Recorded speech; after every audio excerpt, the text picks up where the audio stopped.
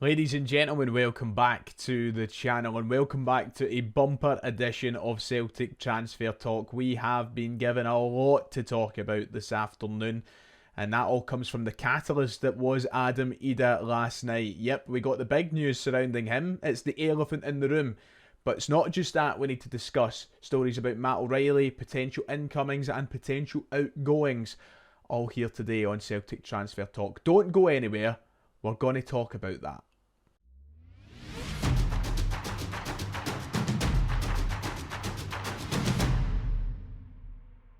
As always, if you haven't already, please go down below, hit like, hit subscribe. It would be much appreciated. We're very close now to 46,000 subscribers.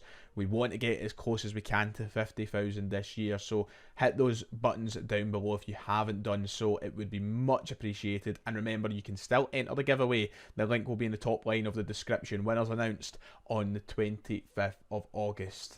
We may as well kick things off talking about the elephant in the room, that being the imminent Celtic signing of Adam Idah. He has stole all the headlines over the past 24 hours after it was announced last night his move to Celtic is very, very close to happening. Finally, after all this time. And we got news on the price of Adam Idah, which has sparked many a debate online. So the headlines that came out last night from Sky Sports News and many other places, this was it here. Celtic agree a £9.5 million deal to sign the Norwich striker Adam Idah. Sky Sports went on to say that Celtic have agreed a deal worth up to £9.5 million for Norwich City striker Adam Idah. It's understood the initial fee will be £8.5 million with £1 million worth of add-ons. Adam Idah is keen on his return to Celtic and the terms will be on a 5-year contract. Norwich have also inserted a 15% sell-on clause into the deal, which could be finalised this week ahead of Celtic's game against Hibs in the League Cup on Sunday. They had an initial bid of £4 million rejected in July, but this new and improved offer, believed to be in excess of £6 million plus add-ons, resulted last week in two clubs resuming negotiations. Well, it's safe to say this deal is well in excess of £6 million. So £8.5 million up front with the potential to become a £9.5 million move. It would technically make Adam Idah Celtic's record signing, surpassing that £9 million move for Odsonne Edouard back in 2019 from PSG. I think it's safe to say it's more than any of us would have anticipated for Adam Idah, and it has been the biggest point of debate online this past 24 hours. Is Adam Idah worth £9.5 million? Is it too steep? Should Celtic be pulling out the deal? People asking all these different questions. At the end of the day, I couldn't care less. Now, if you watched my live stream last night, if you were in there at the time or you watched it back when it was finished, you'll know my opinions by now, and I really don't want to drill them into you further than I did last night. But I woke up this morning, I checked my Santander app, and guess what? No money's came out my bank account for Adam Idah. I'm not paying £8.5 million for Adam Idah. Celtic are paying £8.5 million. £8.5 of this significantly better than expected bank balance that they're going to announce in September. It's not a big deal. Who cares? The man is getting signed to come in and hopefully score goals for us. And I'm delighted to see him come back. Now, I can understand why people feel a little bit tense surrounding that fee. Celtic only have themselves to blame in this situation. You know, we could have done business better in January, but we left it to the last minute. So we had no option to buy or obligation to buy inserted in the loan deal. We also went in with a cheeky £4.5 million opening bid this summer, which probably pissed off Norwich more than anything else. Celtic only have themselves to blame with the position they've put themselves in here. They put their eggs in the one basket with Adam Idah, and now Norwich controlled the situation, and they'll be laughing all the way to the bank because of it. But I'm delighted to see him sign, and I personally couldn't really care. Now, the only thing is that doubles the pressure on Adam Idah. There was already going to be a lot of pressure on his back to replicate what he'd done in those 5 months he was here if he signed for £4, £5 or £6 million. But now he's signing for a fee of £8.5 million that could potentially rise to £9.5 million. You know, that's a lot of pressure that's got to be put on him. This doesn't happen often at Celtic Football Club. It doesn't happen often in Scottish football. So, you know, he needs to score goals and he needs to crack on.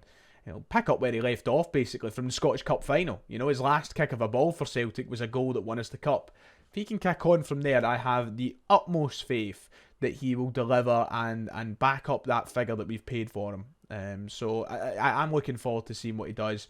I'm not that fussed about the fee. I just love him.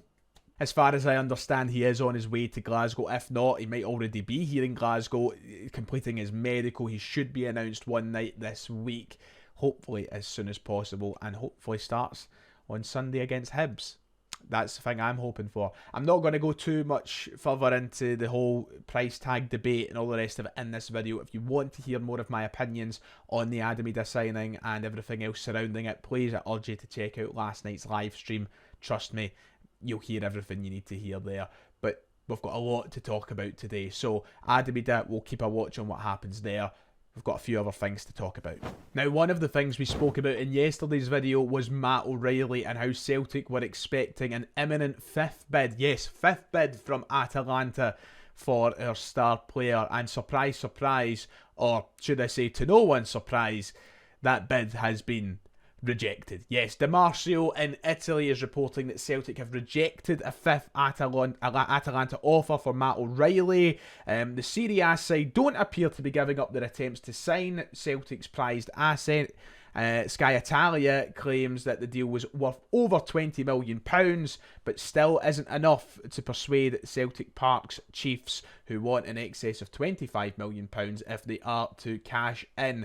So another bid rejected, but it won't stop there, because Sky Italia also reporting that a sixth bid is to be expected as they look to replace Tian Koopmeiners, as he's off to one of the other sides. I think it's Juventus he's away to. So, yeah, it looks as though they're going to come in with yet another bid at Atalanta. God, it's getting beyond tiresome. They are run by the Italian version of Peter Lawwell. Pedro Lawwell is running riot in Bergamo right now. However, an interesting story came out today, and not too long before I started recording. Fabrizio Romano reported this, that Atalanta are hijacking Napoli's collapsed deal for Marco Brescianini, who is an Italian midfielder and is now available, apparently, for a move to Atalanta. So, you've got to ask yourself the question, if Atalanta make this happen, the Marco Brescianini, I think that's how you pronounce it, if they make that deal happen, will they still want Matt O'Riley? Especially because I think this deal is only worth a few £1,000,000, if my understanding is in the right area. If that's correct, they'd be saving about £20 million. So, who knows? Maybe Atalanta will back off. Anyway, a sixth bid is expected. God, will they get close to the 25 million this time? We'll wait and see. So we actually have quite a lot to run through, and I'm going to try and do it in as quick a manner as possible, because this morning it has been electric, to say the least, on social media when it comes to transfers at Celtic Football Club. And we'll start with this one, because there was talk this morning that Celtic have their next signing through the door, that being a man by the name of Renato Tapia. Now, this was a photo that went viral this morning on social media, posted by an account with 37 followers in an airport. It looks like a Spanish airport. Renato Tapia apparently already made a deal with Celtic in Scotland. He will join on a 4-year contract, earning 3 times more than he did with Celta Vigo in Spain. Now, this, you'd think maybe came out of nowhere this morning, but actually last week on the 8th of August, this was an article put up by BolaVIP.com, which I believe is a Peruvian news outlet. He's from Peru, Renato Tapia. This was put up last week, and it said that Renato Tapia is currently the main target for clubs such as Union Berlin, Fluminense in Brazil and Celtic of Scotland. All of them have a positive presence, and they could decide once and for all with the Peruvian team international. But under some circumstances, there is still no firm decision on the internationals table. So that was this time last week that they came out in Peru that 3 sides were looking at him, Celtic being one of them. And then, of course, this photo went viral this morning saying that he's agreed to move to Celtic. I don't know if you have put together your own opinion on this morning, What I will say very quickly is I think it's utter nonsense. It's not been reported yet by any credible sources, so maybe keep an eye on it. Never say never, but I don't think this is one that Celtic are legitimately in on. And I think that it might be a bit of coincidence that somebody saw an opportunity of a wee airport photo and putting Celtic in with it after some interest from his homeland. Listen, he doesn't look like a bad player whatsoever, but he's a central defensive midfielder. He's not a centre-back. People saying that he's a centre-back, he's not. He's not. He's played there a few games. So is Tomoki Iwata. Doesn't make him a centre-back. It wouldn't make a lot of sense for Celtic to sign him. And ultimately, I just think it's nonsense. But that one's been doing the rounds. It's been on all the forums. It's been through WhatsApps and all the rest of it. It's a thumbs down from Ryan118. I don't think there's anything in this. Another one of the rumours that was rubbished this morning and looked like rubbish from the get-go anyway was Christopher Lund. We were linked with the Palermo left-back today alongside Tapia, who we just spoke of, but as reported by Football Scotland, it seems that they've cleared up that the Italian side don't want to sell him. He's not for sale in any case, and there has been no approach from the Scottish champion. So that automatically went out the window as well, alongside the Tapia stuff for me. We also got talk of another left back though. We can talk about him for a moment. Owen Beck, who we were meant to talk about yesterday, but I held off on it to see if anything came from it. His name's been doing the rounds over the past couple of days. There was talk that Celtic weren't willing to entertain the £3 million price tag that Liverpool put on the player, but apparently they still are in the mix to try and sign him. He's in loan talks with QPR as things currently stand, but Celtic haven't given up completely on their interest of the player.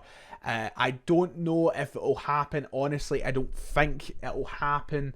But they have made contact with Liverpool apparently over the potential fee that it would take.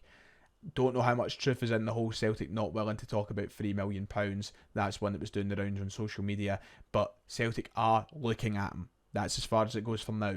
So that was incomings. Tapia rubbished. Lund rubbished. Beck, I don't see it going anywhere, but there's more chance of that than the other two. It's time to talk about outgoings because we've had quite a substantial update on things with that as well. We knew that Celtic were due a clear out this summer, and I wouldn't say that it's quite happened yet. We've seen a few big departures, but we've not seen as many as we maybe originally anticipated.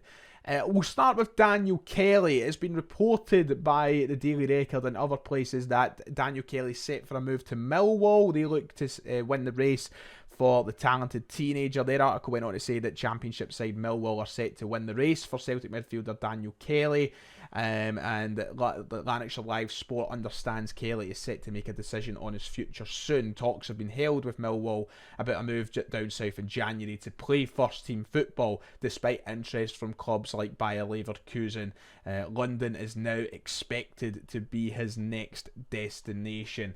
Daniel Kelly, who obviously has 6 months left on his contract. Not even, is it 6? It expires on the 31st of December anyway. It looks as though he's set for a move to Millwall down in London. He'll be joining Rocco Vata down there. He went to QPR, of course. Listen, he didn't want to stay at Celtic. No point fanning around. Farewell, Daniel Kelly. What could have been? Yada yada, all that jazz. Listen, that's that. Simple. We also received updates on both Gustav Lagerbielke and Mike Nawrowski. There has been transfer updates surrounding their maybe non-existent Celtic future. Gustav Lagerbielke has apparently rejected a chance to leave Celtic on loan to go to Malmo because he's not prepared to go back to Sweden. That was the wording of the article, saying that he didn't want to go back home yet, but he's rejected that loan switch back home. And then Mike Nawrowski, Celtic have been lowballed on the potential sale of him. We signed him, of course, for around £4.5 million last year. Legia Warsaw have reportedly bidded to sign him back, but only a fee of £1.2 million, which Celtic just find unacceptable. So right now, as it stands, Lagerbielke and Nawrowski will remain with Celtic, but if these offers improve or maybe other clubs come in, that could change. Yeah, a lot happening. Right then, that does it for today. Sorry, I feel like I've had to rush through everything, but I didn't want to drag things on too long.